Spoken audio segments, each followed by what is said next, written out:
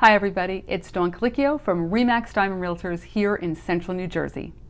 Today, I wanted to go over what I consider 5 really important questions that you should ask an agent when they come over to potentially list your house. So stay tuned.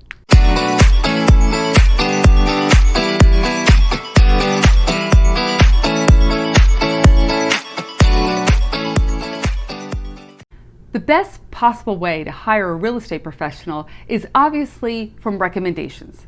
If you have family members or friends that went through the process and were extremely happy with their realtor, with how they handled the transaction from beginning to end, that's probably the first person you should call to interview. Once you've made a decision to interview that realtor, they're going to arrive at your house, and the first thing that you should do is give them a tour of your property. Make sure you show them any upgrades you recently did.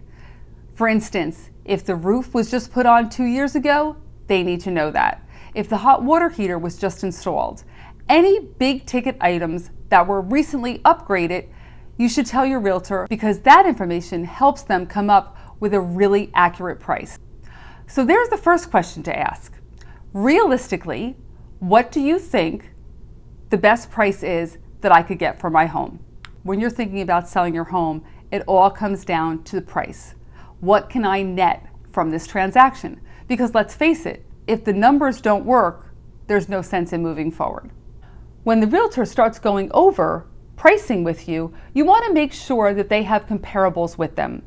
You want to make sure that they're showing you what has recently sold in your area is equivalent to the condition, the size, and the location of your home.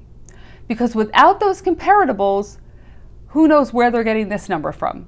And there is a term in our industry called buying the listing.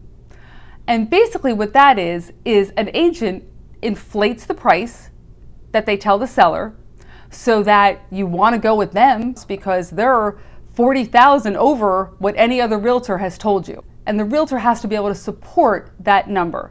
If not, they're just buying the listing, and eventually they're going to chew you down to the number and get price reductions to where it always should have been. And that just wastes time, energy, and days on the market, and we don't want that. The second question that I think is really important is, how long do you think it's going to take my home to sell?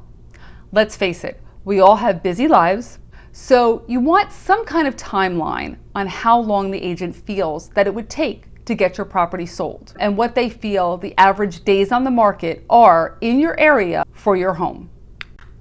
Number 3, which I find extremely important, is what, if anything, can I, as the seller, do to make improvements to add value to my property? But simple things, painting, decluttering, depersonalizing. I have a video all about staging that'll also give you some tips. And also, I tell my sellers all the time to invest in a pre-listing inspection. I also have a video on that if you want to watch that one. It has a ton of really good information. Number 4, are you a full-time or a part-time agent? Now don't get me wrong, there are a ton of part-time agents that are extremely good, extremely devoted to their clients. But let's face it, if you have a part-time agent that has another 9-to-5 job, you're going to want to know that before you sign on the dotted line. It's a fair question. Now also, what goes along with that is a lot of people want to know, how many years have you been selling real estate? I want you to be careful on this one because I know a lot of realtors who have been in the business for 20 years. The question really is, how many properties have you closed this past year? Because you could be selling real estate for 20 years, even more, and you do 2 transactions a year. But you could also have somebody who's only been in the business 3 years and they do 12 to 15 closings a year. Who do you want to hire? The last question that always comes up is, what is your commission? What do you charge? Now, I work in the state of New Jersey, and in New Jersey, commissions are negotiable. There is no set commission for a realtor. I just urge you to be careful. There's a couple of sayings that come to mind. Number 1, you get what you pay for. If you go with a discount brokerage or a discount realtor, you just want to know up front, what are their services? What are they going to provide you with for that rate of commission? because there is a huge difference in what some realtors do and what some realtors don't do. It's like anything else.